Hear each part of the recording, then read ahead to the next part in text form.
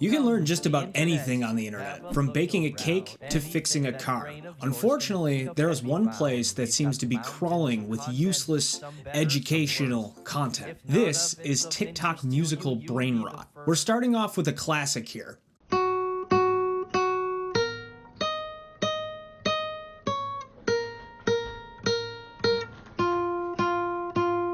So this is low-hanging fruit, but this isn't just a TikTok problem. These things are everywhere. Although it does seem that they are not as popular as they used to be. And a rising trend for creators is to watch one of these and then show how the song is actually played.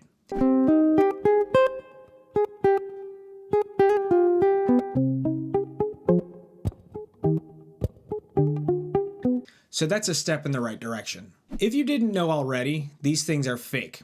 It is not that easy to play the guitar. If you played what the tutorial is actually showing on the screen, this is what it would sound like.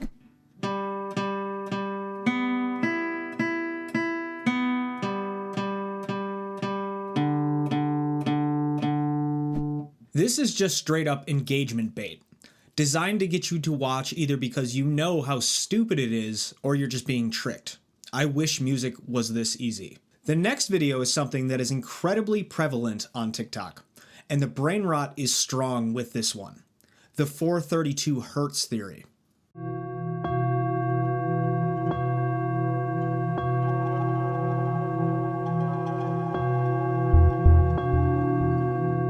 I had to sub out the music on that one, but don't worry, I tuned it down to 432. There's a fantastic Adam Neely video on this topic, where he essentially called the 432 Hertz theory the flat earth theory of music, and I couldn't agree more.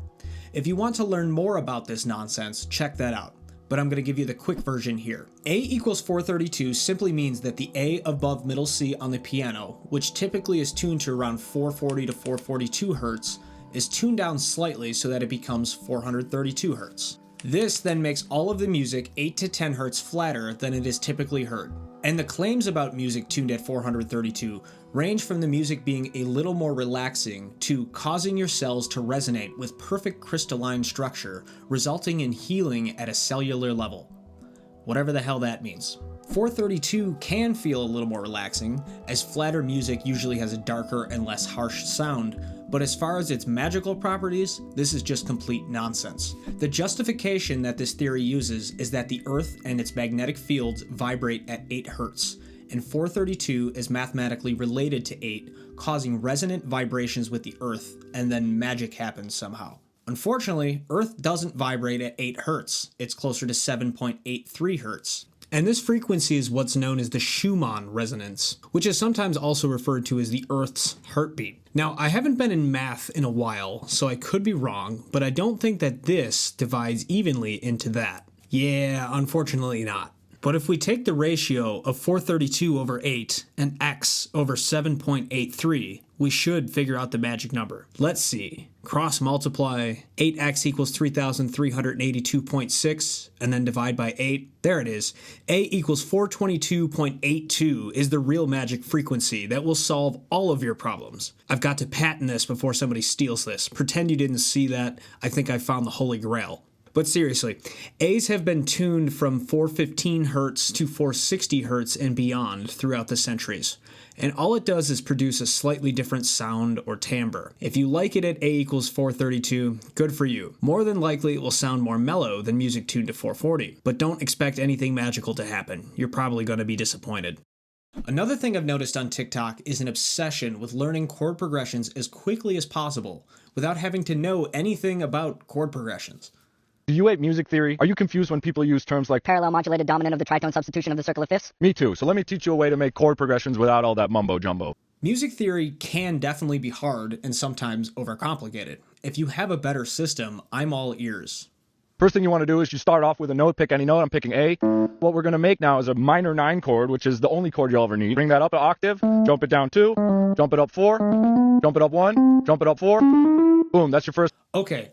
So if I'm a beginner that doesn't know any theory, I'm already confused. What is a minor 9 chord? What makes it minor? What does the 9 mean? And what are all those other numbers? 10 what? 4 what? Then we're going to take the chord that we're going to, so let's take an E. We're going to do the same thing. We're going to jump it up an octave, bring it down 2, then bring it up 4, bring it up 1, bring it up 4. That's your second chord. How did you decide which chord to jump down to? Why does A go to E? Now we're going to do a transitional chord, so we're going to take this first chord, and then we're going to make some space for that. Take the note that's 2 steps up, jump up an octave, and we're going to do something different. 1, 2, 3, 1, 2, 3, 1, 2, 3. Now, Oh, I see. 1, 2, 3, 1, 2, 3, 1, 2, 3 makes a transition chord. Got it. the great thing is we'll just take this and then pull it down to where it's a half step under the note that it's leading towards, and you got yourselves a chord progression. Okay, so I'll admit that the chord progression does sound nice, but he didn't really explain anything. I have no idea how to write chord progressions after watching this video, except for copying exactly what he just did. TikTok is absolutely bursting at the seams with videos like these, and they teach almost nothing. Let's go through it fast. The first chord he writes is an A minor, A-C-E, with a 7th G and a 9th B. This is where the name comes from, A minor 9.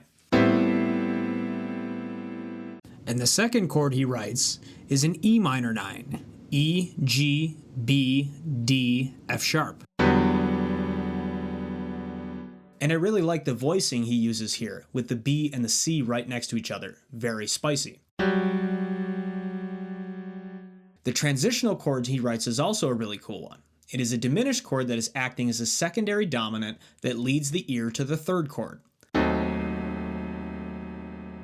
The D sharp, which is a note borrowed from the key of E major, leads very nicely into the upcoming E minor 9 because of the leading tone D sharp going to E.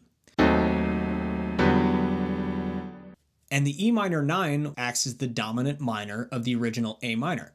So this progression is a minor 1 chord with a 7th and a 9th added, going to the 7 diminished of 5, which is the transition chord, which then moves to the 5 chord, which is the dominant.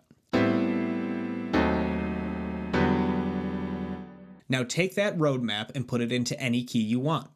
Now I'm not saying that my explanation is easier necessarily, but if you learn the system underneath why these chords work together, you will actually be able to write your own chord progressions instead of just having to copy little bits and pieces of information that you saw on TikTok. Music theory is easy, блядь, okay? This is a circle of fifths or the cycle of fourths if you prefer, блядь, okay? Now this is Brainrot done right. I want this guy to be my teacher. He sounds like Lev from Armageddon. Now I'm really a Russian hero! This means fifths go this way, fourths go this way, блядь, okay? I won't spoil the rest of this for you, but seriously go check this guy out. He's got a few other videos like this and they are hilarious. A diamond in the rough of TikTok musical brain rot.